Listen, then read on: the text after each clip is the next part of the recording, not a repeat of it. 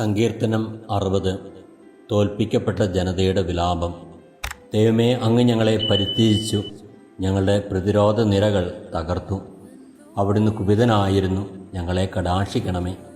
അവിടുന്ന് ഭൂമിയെ വിറപ്പിച്ചു, അവിടുന്ന് അതിനെ പിളർന്നു, അതിൻ്റെ വിള്ളലുകൾ നികത്തണമേ.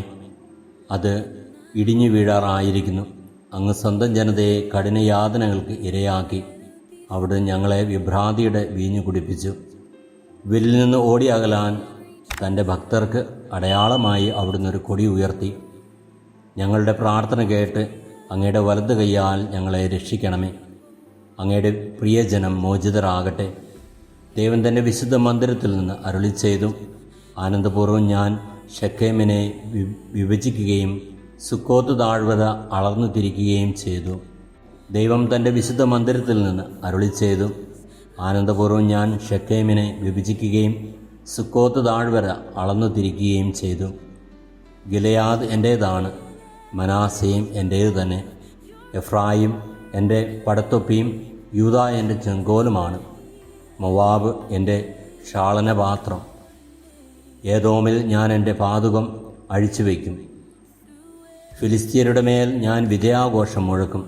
സുരക്ഷിത നഗരത്തിലേക്ക് ആര് എന്നെ നയിക്കും? ഏദോമിലേക്ക് ആര് എന്നെ കൊണ്ടുപോകും? ദൈവമേ, അങ്ങ് ഞങ്ങളെ പരിത്യജിക്കല്ലേ.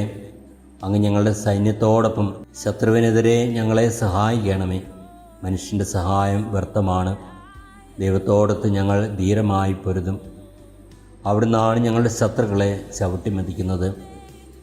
കർത്താവായ ദൈവമേ, ഞങ്ങളുടെ അനുദിന ജീവിത സാഹചര്യങ്ങളിൽ തോൽവികൾ അനുഭവിക്കുമ്പോൾ അങ്ങയിൽ അഭയം പ്രാപിച്ചുകൊണ്ട് ഞങ്ങളുടെ പ്രാർത്ഥന കേൾക്കുന്ന ദൈവമായ അങ്ങയുടെ കരങ്ങളിലേക്ക് ഞങ്ങളെ സമർപ്പിച്ചുകൊണ്ട് ജീവിക്കുവാനുള്ള കൃപയും അനുഗ്രഹവും നൽകി ഞങ്ങളെ അനുഗ്രഹിക്കണമേ.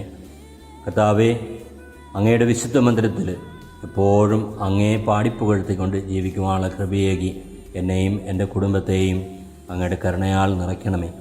നമ്മുടെ കർത്താവ് യേശു മിശിഹായുടെ കൃപയും പിതാവായ ദൈവത്തിൻ്റെ സ്നേഹവും പരിശുദ്ധാത്മാവിൻ്റെ സഹവാസവും നാം എല്ലാവരിലും എപ്പോഴും ഉണ്ടാകുമാറാകട്ടെ, ഇപ്പോഴും എപ്പോഴും എന്നേക്കും. ആമേൻ.